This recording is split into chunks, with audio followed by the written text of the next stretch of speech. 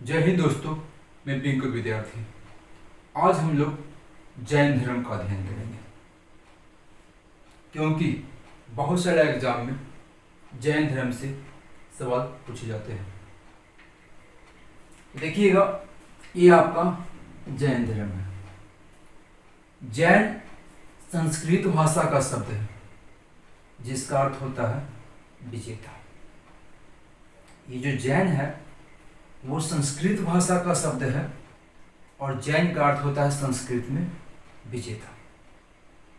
जैन धर्म के कुल 24 तीर्थकर थे, जिसमें जैन धर्म के पहले तीर्थकर ऋषभदेव और 24वें या अंतिम तीर्थकर महावीर थे।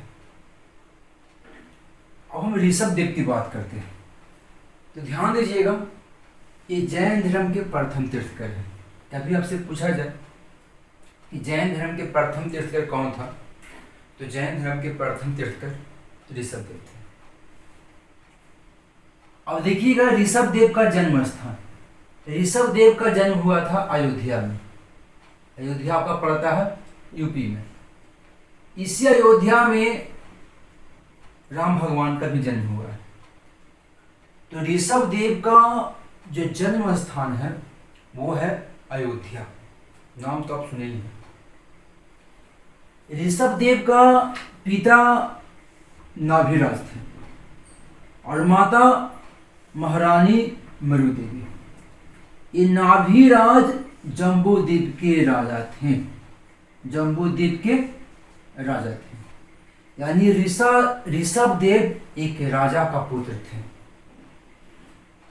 तो ऋषभदेव के पिताजी नाभिराज थे और ये जम्बूद्वीप के राजा थे।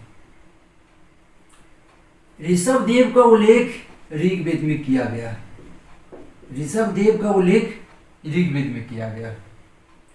बल्कि जैन धर्म के 24 तीर्थकर में ऋषभदेव अकेला तीर्थकर नहीं है जिसका उल्लेख ऋग्वेद में हुआ है, बल्कि ऋषभदेव के साथ एक और तीर्थकर है, अरिष्टनेमी।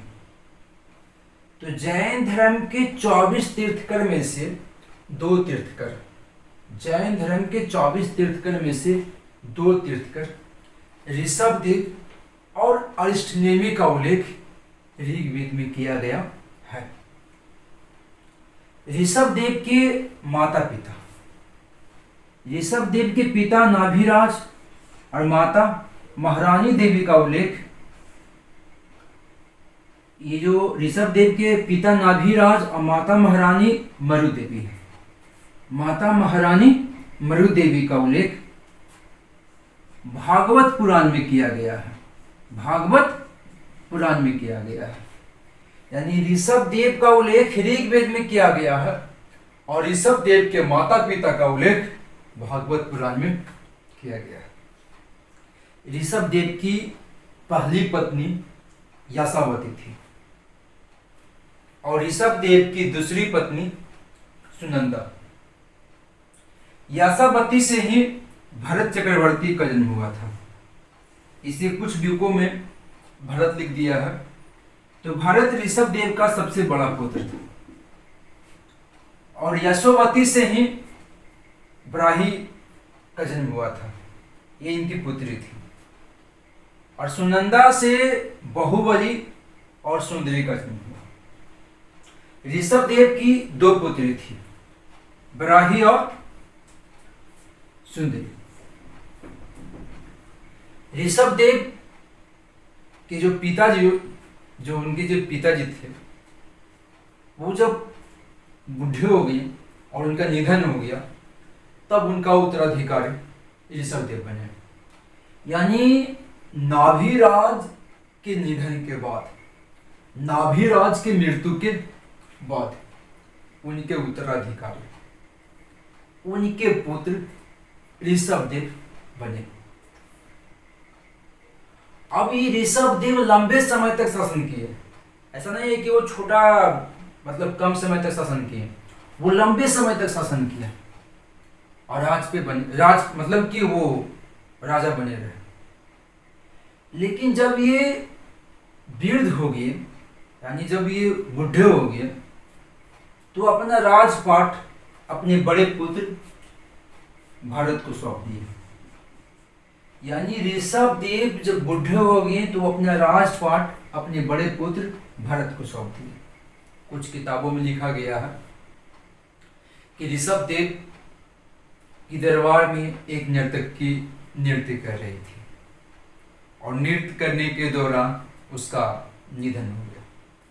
उसी से प्रभावित होकर ये सन्यासी बन गए, ऐसा कुछ किताबों में लिखा हुआ है। और वो अपना सभी राजपाट यानी पूरे जम्बूद्वीप अपने बड़े पुत्र भरत को सौंप दिए। अब ये भरत जम्बूद्वीप का राजा हो गया। ऋषभ देव सन्यासी बन गए, तीर्थकर बन गए। तीर्थकर का अर्थ होता है पथ प्रदर्शक। ये आपका तीर्थकर है। तीर्थकर का अर्थ क्या होता है? पथ प्रदर्शक। याद रखिएगा, तीर्थकर का अर्थ होता है पथ प्रदर्शक। तो ऋषभ देव अब तीर्थकर बन गए। अब ये जैन धर्म के प्रथम तीर्थकर हो गए और ये जैन धर्म के संस्थापक भी हो गए, क्योंकि जैन धर्म इन्हीं से शुरू हुआ है। इनसे पहले जैन धर्म नहीं था। तो हम इन्हें जैन धर्म के संस्थापक भी कह सकते हैं या जैन धर्म के प्रथम तीर्थकर भी कह सकते हैं। ऋषभ देव का अन्य नाम भी है, इनको आदिनाथ भी कहा जाता है। आदिनाथ। इनका जो प्रतीक चिन्ह है वो है साढ़। वो क्या है? साढ़। तो ऋषभ देव नाम है ही, लेकिन इनके साथ साथ इनका एक और भी नाम है, वो है आदिनाथ। इनका ये उपनाम। इनका जो प्रतीक चिन्ह है वो साढ़ है। ऋषभ देव अब तीर्थकर बन चुके थे। वो घूम घूम कर लोगों को शिक्षा देना शुरू कर दिया। ऋषभ देव का मृत्यु कैलाश पर्वत पर हुआ था। अगर पूछा जाए कि ऋषभ देव का मृत्यु कहाँ हुआ था, तो कैलाश पर्वत पर हुआ था। ऋषभ देव का मृत्यु कैलाश पर्वत पर हुआ था। ये कैलाश पर्वत वर्तमान समय में चीन में पड़ता है। किस देश में पड़ता है? तो चीन। जैन धर्म के दूसरे तीर्थकर अजितनाथ थे। अजितनाथ का प्रतीक चिन्ह हाथी। और जैन धर्म के तीसरे तीर्थकर, तो जैन धर्म के तीसरे तीर्थकर शंभु थे। इनका प्रतीक चिन्ह घोड़ा था। इनका प्रतीक चिन्ह क्या था? घोड़ा। जैन धर्म की प्रथम महिला तीर्थकर, यानी कौन सी महिला जैन धर्म की तीर्थकर बन गई? तो जैन धर्म की प्रथम महिला तीर्थकर मलिनाथ थी। मलिनाथ। जैन धर्म की प्रथम महिला तीर्थकर मलिनाथ थी। ऐसे महिला में ये पहले नंबर पर थी, लेकिन तीर्थकर की संख्या में ये 19वां तीर्थकर थी। यानी मलिनाथ पहली महिला थी जो जैन धर्म की तीर्थकर बनी थी, लेकिन इनसे पहले 18 गो तीर्थकर बन चुके थे। तो तीर्थकरों की श्रेणी में 19वें नंबर पर थी, लेकिन महिला में पहले नंबर पर थी। ये मलिनाथ मिथिला नरेश की पुत्री थी। दीजिएगा जैन धर्म, यहाँ पर ध्यान दीजिएगा, जैन धर्म के तीर्थकर। जैन धर्म के पहले तीर्थकर ऋषभ देव थे और जैन धर्म के 23वें तीर्थकर पार्श्वनाथ थे। पार्श्वनाथ का प्रतीक चिन्ह सर्प था और इनके पिता का नाम अश्वसेन। ये अश्वसेन बनारस का राजा थे। बनारस यानी ये काशी का राजा थे। तो जैन धर्म के 23वें तीर्थकर पार्श्वनाथ के पिताजी अश्वसेन बनारस यानी काशी के राजा थे। इनकी माता का नाम बामरानी थी। अश्वसेन का विवाह अश्वसेन का विवाह प्रभावती से हुआ था, यानी इनकी पत्नी का नाम प्रभावती थी। ये जब 30 वर्ष के हुए ना तो सन्यासी बन गए। यानी अश्वसेन जब 30 वर्ष के हुए तो उन्हें ये लगा कि हमें अब सन्यासी बन जाना चाहिए, और पहले ये सब हुआ करता था।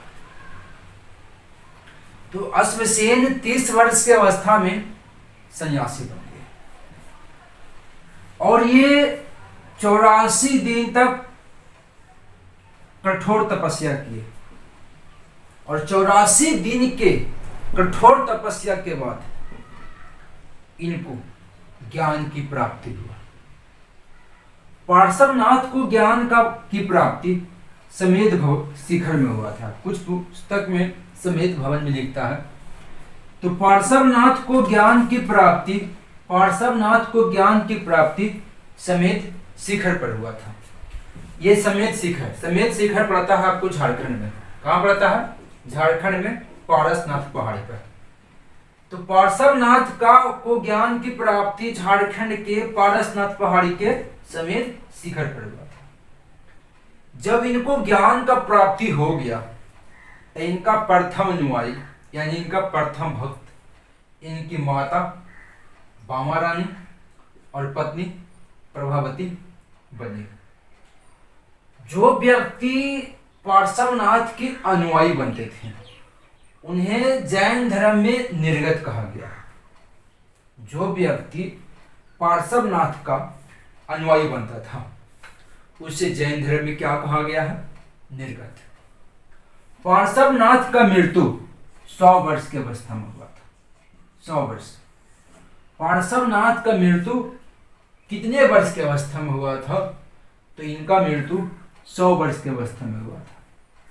पार्श्वनाथ जैन धर्म के ऐसे तीर्थकर हैं जिन्हें भगवान पार्श्वनाथ ही कहा जाता है, बल्कि इनको भगवान का दर्जा तुलसीदास ने दिया था।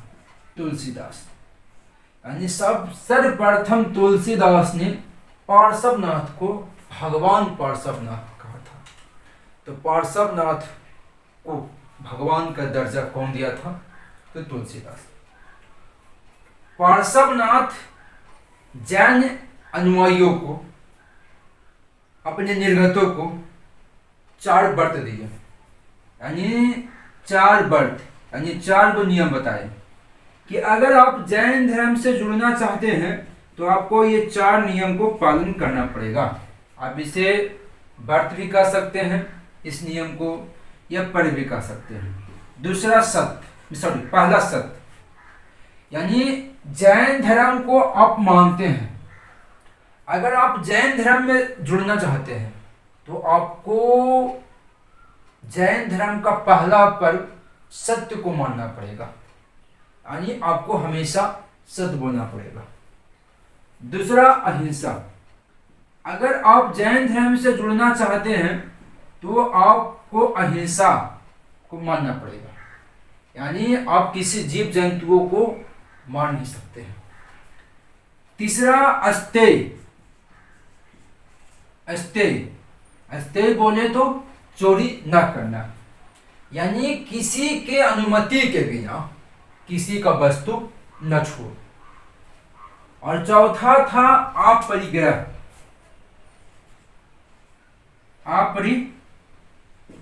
अपरिग्रह इसका मतलब ये हुआ कि संपत्ति का त्याग। अगर आप जैन धर्म को मानते हैं तो संपत्ति, घर को त्याग कीजिए। तो पूछा जाए कि जैन धर्म में कुल व्रतों का संख्या 5 है। 5वां व्रत महावीर दिए हैं, वो तो अभी आया नहीं है। तो जैन धर्म में कुल व्रतों का संख्या 5 है, जिसमें 4 व्रत है ना वो पार्श्वनाथ ने दिए हैं। पहला सत्य, दूसरा हिंसा, तीसरा स्तेय और चौथा अपरिग्रह।